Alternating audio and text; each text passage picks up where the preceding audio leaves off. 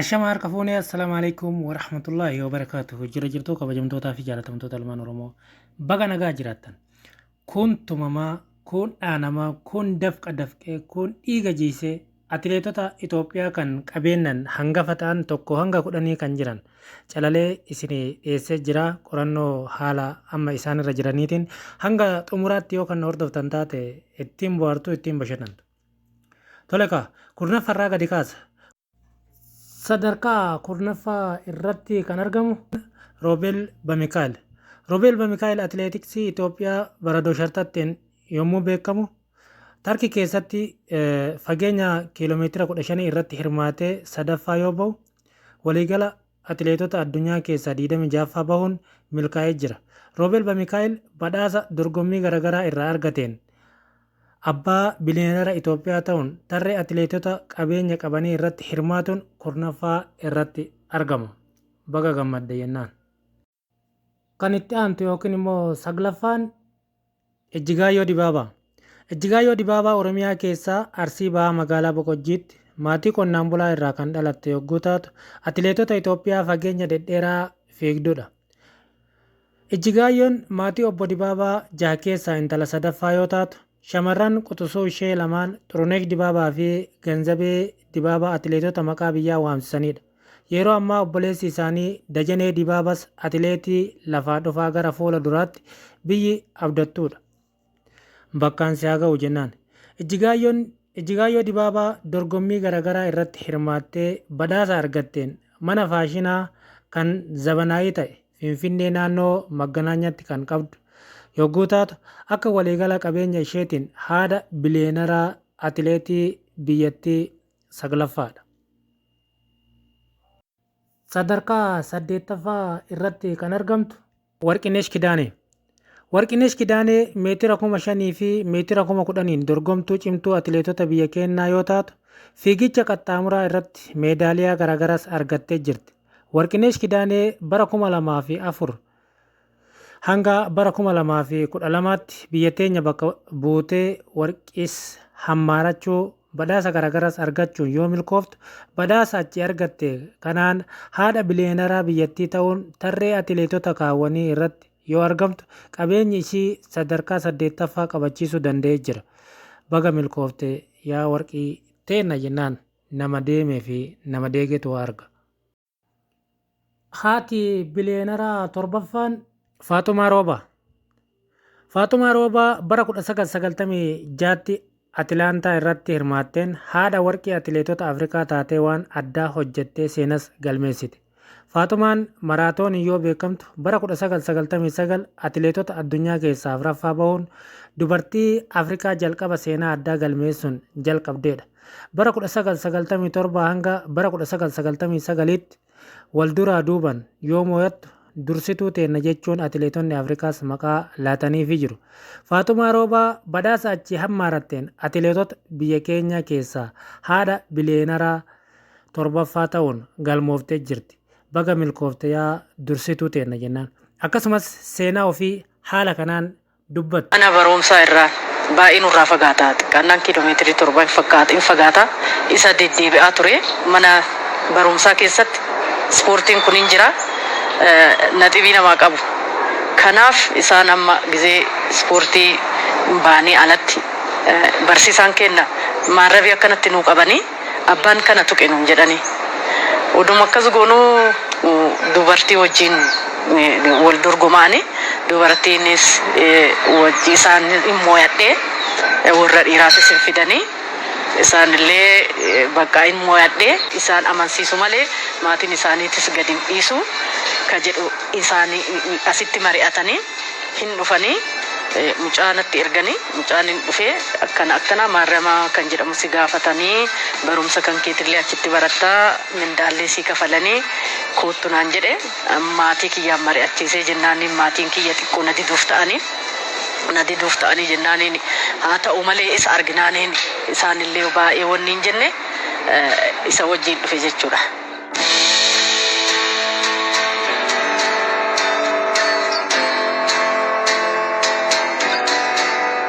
Maraatoonii Paaris kana garuu ani intilleen qophoofne mucattii biraattu jira itti qophaa'e akkana jiini tokkochi waaf natti fakkaata. Wajjin deemnee maaliif dorgommii kana si wajjin hin deemne jennaan kootu wajjin deemna naan jette. Achumaanan namicha manaajara kiyya gaafadhe jechuudha. Gaafannaan inni deemi kaa bakka hoo dandeesse naan jedhanii naa iyyamanii nama nafissisu naa godhana. Ati waan shaakalallee baay'een hojjannee fi kaattees waa'een beennee fi namicha kana biran tarini namicha kana keessi namicha kanaatiin deeminaan jedhanii naa kennan.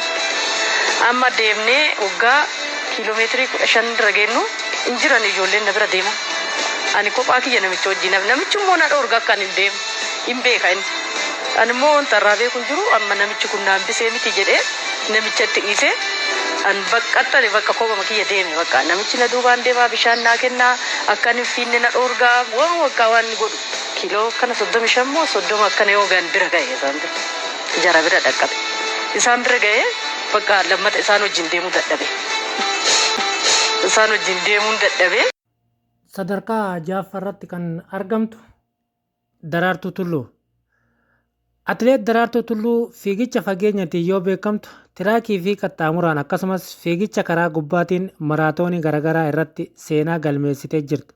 Qaaliin teenna jechuun Daraartuun bara 1992 fiigicha maraatoonii irratti hirmaatteen biyya bira dabartee akka Afrikaatti dubartoota maqaa waamsistee warqis hammaarattee jirti. Dareen kana malees bara 2021 nama lubbuu hayyoota keenyaa oolchite yoo taatu karaa hundaan nama biyya ofiitiif quuqama guddaa qabdudha. Daraartuun uummata Oromoo biratti nama kabajaa fi jaalala guddaa qabudha. Dareen baga Oromoo taate intala abbaa gadaa tan maqaa osoo hin taane tan haqaa jennee ni jirra. Kanaafuu Daraartuun haadha siinqee maqaa jedhus laatameefii jira. Daraartuun yeroo ammaa itti gaafatamtuu Federeeshinii Atileetiksii Federaalaa biyyattiiti. Walumaa galatti hamma haati siinqee jechuun Daraartuun haadha biliyeenara atileetota biyya keenyaa keessaa jaaffaa taatee jirti. Daraartuunis haala seenaa ishee haala kanaan dubbatti. Hojiin hunduu cimina barbaada. Laafinannis immoo laaftatumaaf ta'a. Dabalanis immoo waaqa wajjin jabaata jechuudha.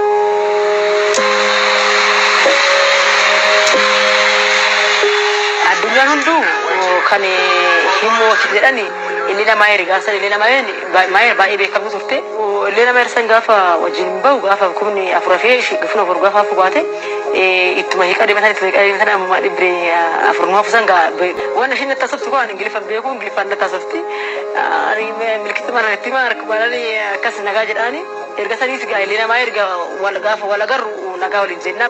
Akka immoo orgaanitti immoo xiqqoo ingiliffa isa xiqqoo baruu qabe immoo baay'ee si bilbila gaafa dhagarus immoo baay'ee hiriyaa gaarii ture jechuudha. Walumaa galatti mucayyoo ishii dinqisiifadhu ishii mucayyoo gaariidha jechuudha.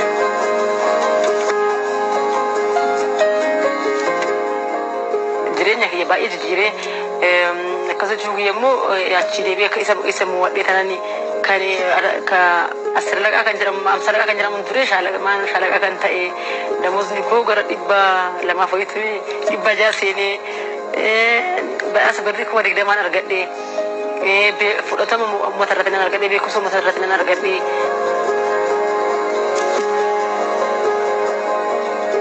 Ani erga Barcelona mo'adhee dubartoonni akka mo'atan addunyaa irratti akka danda'an ergasii asii dubartoonni keenya inni baay'ee dhufe jechuudha.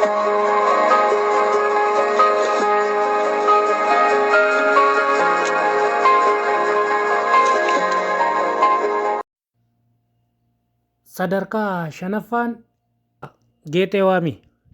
Geetee Waamii daggifee atileetota dubartoota biyya maqaa waamsisan keessaa tokko yoo taatu olompikii fi fiigicha qaxxaamuraa irratti seenaa hedduu galmeessitee jirti. Kanaafis atileet Geetee Waamii daggifeetis badhaasota achi argatteen atileetota biyyattii keessaa haadha qabeenyaa biliyeenaraa ta'uun sadarkaa shanaffaa qabachuu dandeettee jirti. Atileetonni keenya kun dhaanamaa kun dhayamaa kun kufee cabaa kun akka miidhama garaagaraa arguudhaan qabeenya akkasii kana arganiiti jiru. Kanaaf dalagaan kanuu kan ciisanii yookiin gammadanii dhuftu hin jirtu. Sadarkaa itti aanu yookiin afraffaan Masarat Daffaar. Masarat Daffaar Tolaa fiigicha 3,000 fi 5,000 irratti yoo dorgomtu warra fiigicha dhedheeraa fiigan keessaa takka yoo taatu badhaasota addunyaa waancaa dabalatee hanga meedaaliyaatti akkasumas warra mallaqa guddaa badhaafaman keessaa tokkodha. Akka lakkoofsa warra Awurooppaatti bara 2006 meetira 5,000 riikardii addunyaa yoo cabsitu bara 2007 riikardicha fooyyessuun hanga bara 2008tti haadha riikardii addunyaa ta'uun irra yoo barattu bara 2004 olompikii astiif bara 2012 olompikii London meetira 5,000 meedaaliyaa warqii yeroo lama yoo argattu bara 2008 olompikii Beejingitti meedaaliyaa naasa argachuu dandeettee jirti. Kanaaf Masarat Daffaar mallaqa dhiiga ofii jiigsuun haratteen atileetota biyyattii keessaa haadha biliyeenaraa ta'uun afraffaa qabachuu dandeettee jirti. Nutis masii teenna baga milkoofte jennaan nama deegee fi nama deemetu waa arga. Kan itti aanu yookiin immoo sadaffaan Xurunesh Dibaabaa. Xurunesh Dibaabaa atileetota dubartoota Itoophiyaa keessaa beekamtu yoo taatu isiidhaaf siidan osoo isiin lubbuun jirtu dhaabdeefii jirti warri Itoophiyaa yookiin immoo mootummaan Itoophiyaa. Xurunesh Dibaabaa ijoollee umrii 14tiin fiigicha yoo jalqabdu fiigicha mana keessaa meetira 5,000 haadha riikardii addunyaati. Shaampiyoona addunyaa fi olompikii meetira 10,000tiin eentu maqaan hadhawa jechuun haadha olompikii taatee jirti. Xurunesh Dibaabaa maatii obbo Dibaabaa keessaa afraffaa yoo taatu maqaa abbaa biyya bira dabartee addunyaatti waamsiftee jirti. Xurunesh intalti Dibaabaa badhaasa fiigicha garaagaraa irraa argatteen haadha biliyeenaraati. Haadha fooqii hedduuti. Akkasumas haadha konkolaataa garaagaraati. Kanaaf Xurunesh tarree atileetota biyyattii keessaa haadha qabeenyaa sadaffaa ta'uun dadhabbii ofiitti milkooftee jirti. Nutis bakka gammaddee intala warra aarsee jennaan.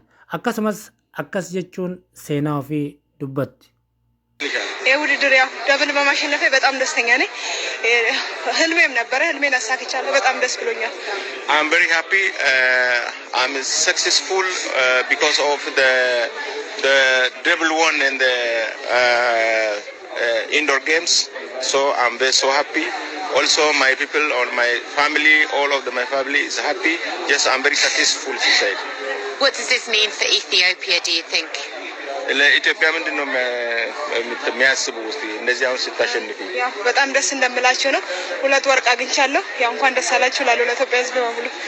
I'm says my people of Ethiopia, congratulations for I get my medal for gold medal, 2 gold medal in this country. So I'm very happy, and also I'm continue my job for next time. You've been unbeatable, but Laura Muir gave a really tough race. She was really close to you. How much of a challenge is she going forward? ከአንቺ ጋር የተወዳደሩ የነበሩ ጠንካራ ነበሩ። አንቺ ግን በጣም ኮምፎርታብል ነበርሽ። እንዴት ነው? አዎ ለረጅም ጊዜ ዝግጅት ስላደረኩ ብዙም ስለነሱ አልተጨነቁም። በእርግጥ የእንግሊዟ ልጅ በጣም ጠንካራ ናት። ጠንካራ ማለት ብቻ አይገልጻትም። በጣም ጥሩ ውጤታማ አትሌት ናት። በዚህ ሰዓት ግን ከነሱ የተሻልኩ ስለሆነ ምንም እነሱን የመጠበቅ እንትን አልነበረኝ። በራሴ ኮንፊደንስ ነው የሄድኩት። You know, I know the UK girl is very strong. Also 7, but I never seen it everybody because of my performance is very nice. I'm very good. I'm very good shape. So that's why I go the early and won the race. What next for you? የቀጥሎስ ምንድን ነው? ቀጥሎ ዳይመንድ ሊግ ነው። ለሱ ነው ዝግጅት የማደርገው ወደ ቤት። After this when Lammaffaan ammoo Qananiisaa Baqqalaa. Qananiisaa Baqqalaa meetira 5,000 fi 10,000 shaampiyoona addunyaa fi olompikii irra deddeebi'uun kan moo'ataa ture yoo ta'u bara 2008 olompikii Beejingii meetira 5,000 fi 10,000 moo'achuun seenaa addaa dalagee itti dabaluunis bara 2004 olompikii Atteensi irratti meetira 10,000 meedaaliyaa warqii yoo argatu fiigicha qaxxaamuraa biyyaa irrattis fiigicha dhedheeraa 6 fi fiigicha gaggabaaboo 5 yoo moo'atu seenaa addaa biyyaa fi Afrikaafis dalagee jira. Bara 2002 hanga bara 2009 jidduutti shaampiyoona addunyaa fiigicha dhedheeroo yeroo 4 moo'ateera. Badhaasota garaagaraa argateera. Atileetota biyya teennaa keessaa abbaa qabeenyaa lammaffaa ta'uun galmaa'ee jira. Abboo sitti haa tolu jennaan. Mee hojii isaa haa waliin laallu.